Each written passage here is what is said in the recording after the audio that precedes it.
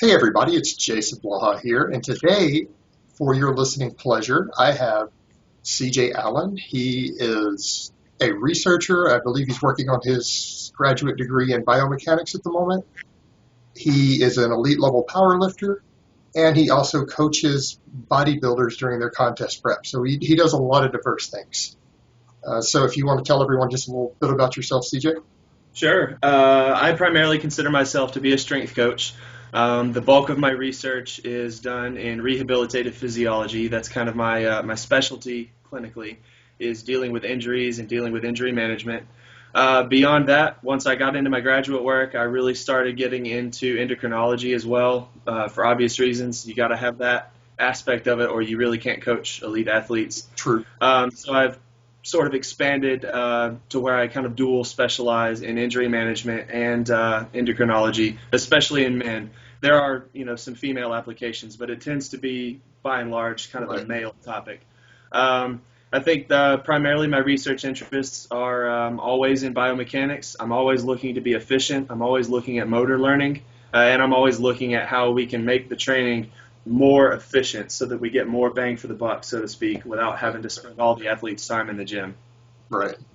And I think that's a good point. That's some points I tried to make earlier this week, and some people weren't grasping that, is that too many people, they want to throw, and this is really the bodybuilder approach, and you don't see elite athletes doing this, is they want to throw everything but the kitchen sink at something. Yeah. They think they need 57 different lifts or 30 different lifts just to get the job done. Something they could have done 5 to 10 different lifts and got the same results. Yeah. So speaking of that, that will kind of segue into some of the stuff that's really your area of expertise. And what do you think some of the biggest mistakes mainstream lifters, just regular meatheads in the gym, or people who aren't necessarily trying to become elite level athletes, or what are the biggest mistakes you see them making as far as their training goes and even their training methodologies? They are way overthinking it in almost every case. They are overthinking it to the extent that they're hindering themselves from being able to put effort into their training because they're spending most of their time trying to analyze every single detail of what's going on in the gym and out of the gym. And then they just get paralysis by analysis. Absolutely. Yeah. And then there's also, I tend to think of bodybuilders sometimes as having a Lego mentality where they're trying to stick Lego blocks onto the pile. They're picking an exercise thinking that they're going to pack mass on with a bicep curl or with a leg curl, as we've discussed recently, and it doesn't tend to work like that. They try that, and then over time they tend to just figure out that they're wasting calories with that, where all of their real effort and all of their real work should be those heavier exercises that have a lot more impact on the body as a whole. Right, and then obviously with the isolation, it's kind of finishing movements or to shore up weak points. Is that kind of the approach that you have your guys do when you coach bodybuilders for contest prep? Do you still have it as a very heavy focus on the compounds with the isolation as a lesser, or do you actually have them incorporate a lot more isolation movements as they get closer to showtime? Or does it depend on the individual? Right. Well, it does depend on the individual somewhat, but I tend to see isolation work as more of a rehab tool than anything else, whether they're bodybuilders or powerlifters or strongman or whatever else they do. I tend to see stuff like that more as if we have a situation where there's an injury or there's an imbalance or where there's a motor pattern that they're lacking and we can fix it with that movement, then we'll go ahead and use it. But as far as tension goes, most of those exercises really are not very valuable because you can't create a lot of tension. You can't overload the muscle very effectively. And I might get some tips from you on so that. Most of the time, I've noticed since I've come back to training myself that my bicep development after that tear has been horrible. And right. It's not lack of curling. Guys go, why don't you do curls? I'm like, guys, I do about 8 sets of curls every week and have been since I started training again. Right. So I might get some tips from you there as far as I have some ideas there, but I'll get some stuff from you later. So yeah. I think biceps training in particular is, and arm training actually as a whole, is more about frequency than it is about exercise selection. If you're overloading the muscle groups frequently and you're doing it consistently, I think you're getting what you need. Right. Yeah, and for me, I know that when I had 20-inch arms, my weighted chin-ups and things were so much stronger than they are right now. And even when I was at fairly close to the same body weights, and again, I have to wonder for me if the fact that I haven't focused enough on something like my weighted chin-ups has actually been a big hindrance for me. So I think most people in general, what they're actually doing when they're doing most of those isolation lifts is they're just burning calories. It's not much different than hopping on the treadmill and running a couple of miles after you train. You're just burning more calories. Or It's except you're not, not burning as many calories as you would on the treadmill. yeah, exactly. So it's even less valuable for most people, and that's probably 90% plus of trainees. They just don't get enough out of those exercises to really warrant putting them in the routine on a regular basis. Right. Other than in very small volumes, at least. Yeah, very small volumes, and even in those cases, the volume is not as important as the frequency. So True. a couple of sets of So, those so do types you of feel that's true for enhanced lifters as well as natural lifters, as far as even the frequency, as far as that goes? Because Yeah, we know all the research shows that it's very clearly the case for drug-free lifters, that frequency is critical there. But do you feel that still applies even to guys on a lot of drugs? absolutely. I think they can even do more frequency than the natural True. people can. They can do 2-a-days. They can train every day, even 7 days a week, 6 days a week. They can be doing those multiple sessions. So they really actually even have more room to go in that direction. True. And I mean, that was my own experience right up until, of course, that bicep tear that I had. That's how I was training. I was doing 2-a-days, 6 days a week, and they were up to 2-hour sessions each. And I was recovering and getting bigger and stronger. And I was actually at my biggest at that point. Absolutely. And That I was able to get away with it. Yeah, that frequency increases your volume without you even having to try to increase the volume. Yeah. If you've got that frequency, you can continue to do more training, and you can recover a little bit better between sets, so intensity stays higher. But over the course of the week, that volume blows away the type of volume that people are getting if they're just doing 2 or 3 times a week. Yeah, true. And that's what I was finding, because I would come in and with that type of frequency, I was getting sometimes 4 or 5 deadlift sessions in, 4 or 5 squat sessions in, 4 or 5 pressing sessions in. And I mean, everything was just growing. Because even though it was a low volume per set, it's like you're saying, you recover better and you're able to hit a higher workload with a higher frequency per week rather than trying to jam it all into a smaller number of sessions. Yeah, I think that hits the nail on the head. That's exactly what's going on. Yeah. And definitely, like you said, with the enhanced guys, you can get away with those heavy 2-a-days. You can come in and deadlift in the morning and come back in the afternoon and hit the same numbers, if not higher numbers. As long as you got food and sleep in between. So. All right, so that's an interesting take on that you feel that that's actually better even for the enhanced guys. Yeah, absolutely. I think the principles remain the same pretty much either way. Yeah, and I guess another question would be, how do you feel that training needs to change for meet prep for an athlete? Because as you know, I'm in meet prep, you're in meet prep right now, and this is an area that you actually coach in. So if you could break some of that down, because a lot of people have asked questions about that recently with me being in meet prep, how does training need to change for someone who is getting ready for a competitive event? Right. Meet prep, the major hallmark of it is that you're not working on general health and fitness anymore. You're not taking a general approach really at all. You're looking only at what's going to give you carryover to your event. You're looking at only what helps you, only what makes you better at doing it, and only what keeps you safe while you're doing that competition. Right. So for strength athletes and physique athletes, that tends to manifest itself as we're looking at making sure that you're having adequate healing between sessions, even if it comes at the cost of reducing total amount of training volume. We're looking at eliminating exercises that have the least carryover. We're looking at eliminating variations of exercises, where if you're doing variations of squats or bench presses, we're going to get back to just the competition lifts, and we're going to focus on doing things exactly as they're going to be done in the meet. Yeah, exactly. And speaking of that, even with my own, we were talking earlier, I've cut out all my tricep isolation movements, my skull crushers and all of that, and replaced it with close grip bench presses using my same bench setup that I use in competition. So Absolutely. I'm doing my close grip presses with an arch. Right. Leg drive and everything, and so that it will carry over directly to my bench press. Right, and it absolutely does. When you're doing a close grip bench, you're lengthening the range of motion typically, but everything else is staying just about the same. The motor pattern itself is just very, very close to what you're going to do in the competition. And my numbers tend to be very, very close on my close grip versus my wide. If I use the same setup and everything, if I use the same arch and the same leg drive, I'm within 5%. Right, it tends to be within about 5% for me too. Absolutely, and I think that's actually a good analogy overall for how training changes in meet prep versus off season. Off season, you might be looking at, let's look at the triceps and see where they're lacking. Let's look at what's affecting the health of the elbow. Let's rehab those injuries. But once you're in meet prep, you're going to be looking at those push downs aren't doing anything for my bench. They're not helping me learn the motor pattern. They're not really assisting me. What I need to be doing is locking out. I need to lock out heavy weights. I need to feel heavy weights. I need to hold them in my hands. And that's kind of the way the entire meet prep is you eliminate everything that is not going to apply to that athlete on the platform. Right, absolutely. Other than something that's going to add safety. Yeah, absolutely. Yeah, like you were saying earlier. Yeah, the prehab work is done all year. It's just in the off season you can go a little bit harder on that because you have time now that you can back off of those competition type lifts and focus on getting healthy and healing up. But once you're in meet prep, you're basically as healed up as you're going to be. It's time to just get to work and deal with the cards that you have right now.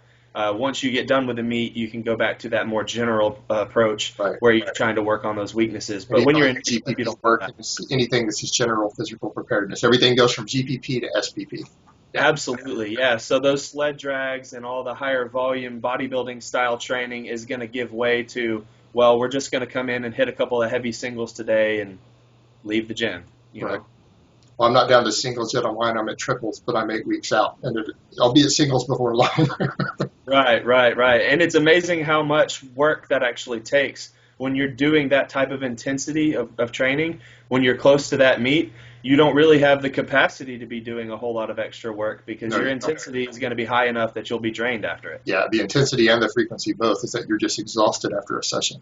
Yeah. Right, absolutely. Like for me, I'm hurting today. I'm hurting bad. Yeah. Yeah, and you probably will for the entire 8 weeks of prep. Yep. Yeah, I've been foam rolling all night trying to get the cramps out of my quads and hamstrings because I ended up doing a second session. I wasn't happy with my deadlifts this morning. So I ate and took a nap and came back and deadlifted and close grip pressed again. And after flat benching first. And, oh, God, I hurt. Yeah. I always tell people that I feel like I got hit by a truck, for basically the entire competition prep. Yep. And that's the nature of it. That's in virtually any sport. All right, CJ, since rehabilitation and prehab are huge areas of expertise for you, let's talk a little bit about prehab. Because this is a big topic. A lot of people want to know this stuff. How do they prevent injuries? What do they do when they get minor injuries, major injuries? So I'll let you have it. Okay. I basically break it down into 3 parts when I'm assessing an athlete and working with them. First of all, you have to analyze. You have to see not only where their pain is, but you have to look at how they're moving in a variety of different movements.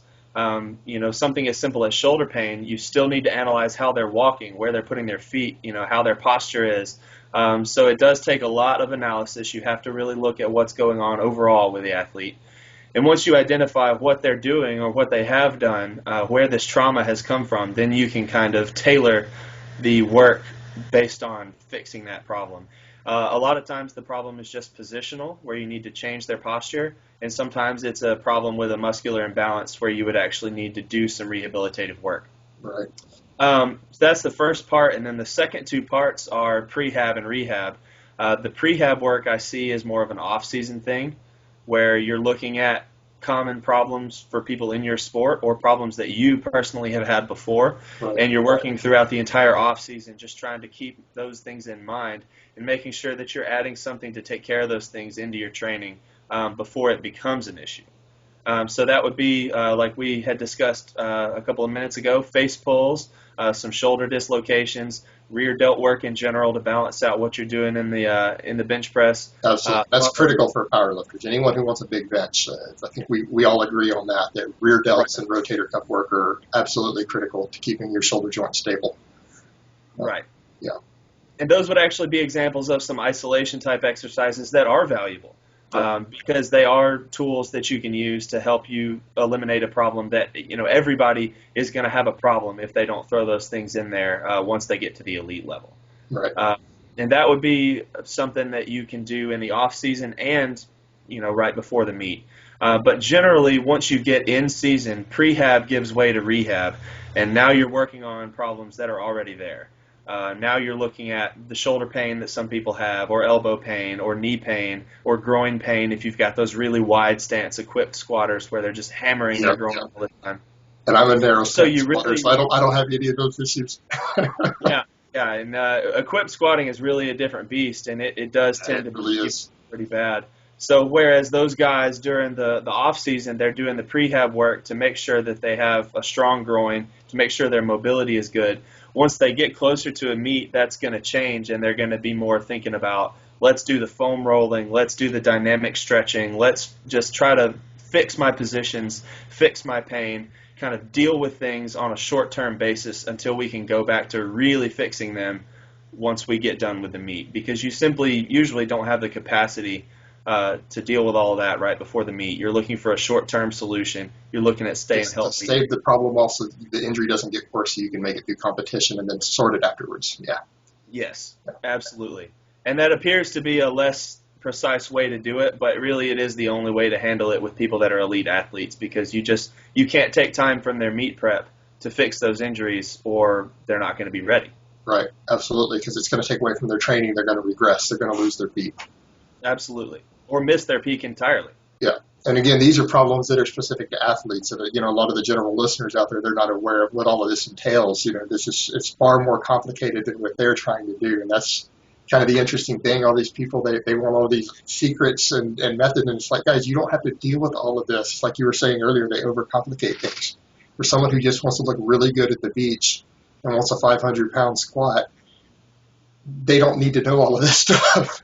Yeah, you just need to be doing some lifting and eating right and making sure you're staying active if it's more of a general thing. Yeah. I think, the internet as a whole is really bad about encouraging people to go really hard into that complicated stuff where, Dan Green or somebody will write an article about what he does for the squat, and all of a sudden Joe Nobody, who's just starting out, is going to decide he's going to do it exactly like that.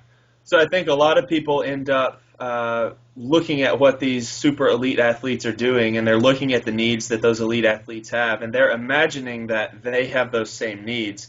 And it's good to be confident in yourself, but generally people are not as advanced as the people that they're reading about. And if you're looking for training information, chances are you're not advanced enough to really need those things. Absolutely. So, right. Which is the biggest issue I have when people come to me asking about different programs. What program should they use? And they always feel that they're more advanced than they really are. I have people who I would rank as a late novice who are Right. wanting to do an advanced program for someone who's been training for 5 years. And I'm like, you're not even a true intermediate yet. And Absolutely. you see that all the time. And they'll go on these programs and then they just spin their wheels. Right. And that's always where you see the guys who are starting out who don't even need drugs yet. That's when they always want to jump on gear sooner than they need because they think they've stalled. Their natural gains are done Right. because they went on an advanced program and they're not making any gains anymore. So they, some test and default will sort that out. Right. And, they do grow, but then they're right back to square one, and then they still have that problem. Because they still don't know how to train.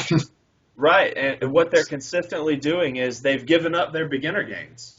They've totally bypassed that novice effect where you can make massive linear progress for months or years even without having to resort to those advanced principles.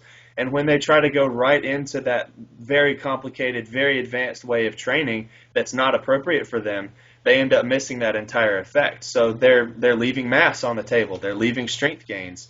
They're going in a direction where they're maybe confusing their motor patterns, or they're developing bad movement habits because they're trying to throw in all of these exercises and all of these. I was going to say, if that's something I would love for you to talk about as an expert for just a minute, is confusing the motor patterns. And I can't get people to grasp that concept of why they don't need to be adding in 15 new exercises that are not essential to their goals. If you want to break that down, just Yeah, absolutely. shortly. I think the basics of it are that every movement that we do in a competitive setting, every movement is going to be its own motor pattern. A back squat is not the same motor pattern as a front squat. A bench press is not the same motor pattern as a dumbbell bench press. A lot of the leg training that people are doing, as it relates to isolation movements, you've got people doing leg extensions, leg curls, hip abductions, hip adductions, and you're not actually doing anything in those lifts that's going to be similar to what you're doing in a competitive venue. Right. And for guys trying to gain muscle, that's the biggest thing I see is that we run into the same issue. And you could probably explain it a little better, but I try to explain it as, look, you're cross-training all these motor patterns, or as you would put it, confusing them, and you ultimately result in lower progression on the critical lifts because they're getting less work because you're taking time to do all this fluff. and you end up gaining muscle slower, even if your goals are just to look like a bodybuilder. Right. Well, the overload is lower, but I think it does have more to do with the motor pattern itself. If you're doing 2 sets of squats or 3 sets, and then you're moving on to your isolation work, the bulk of your volume isn't squatting. The bulk of your volume is all of that isolation. So it's kind of dumb to think that your squat is going to be the main thing progressing if the bulk of your work isn't even that movement. Right. So if 80% or 90% of your training is another motor pattern, then 80 to 90% of the effect of that training is going to be on those patterns and not on the patterns that are important. Right. So if people spend more of their time on those training patterns that are important, they end up getting more benefit than if they were to go the other way and look at patterns that aren't actually going to translate. Right. And that results to, even for the guys who have more bodybuilding goals, that results in less size. Less size because it's less tension, it's less overload, it's less overall effect on the body. So they end up sacrificing what is their most valuable type of training to go in a direction that's completely unnecessary in most cases. Right. When they would be so much bigger if they just stuck to the basics and did more volume and more frequency with the basic movements. Absolutely. Yeah, add more work that's more important instead of doing more work that's less important. To me, it's a no-brainer. Right. But, I think you have a formal background in this. If you right. work with serious athletes. So. It's ironic that the more serious you get, the more simple it does seem to get. A lot of times people are just looking for that easier way out, and it's easier to add exercises than it is to add actual work on one hard exercise. True. All right, CJ, it was nice having you on here. And if you would name the name of your company. The name of my company is Bridge City Strength Sports. We're in Portland, Oregon, and I specialize with athletes of all types. And I want to thank you as well for taking the time to do this with me. Awesome, and it was good having you on here. We'll definitely have to do this again. Absolutely. And I'll link all your stuff down below for everyone in case anyone is interested in hiring you. And we need to give everyone a bicep shot before we go.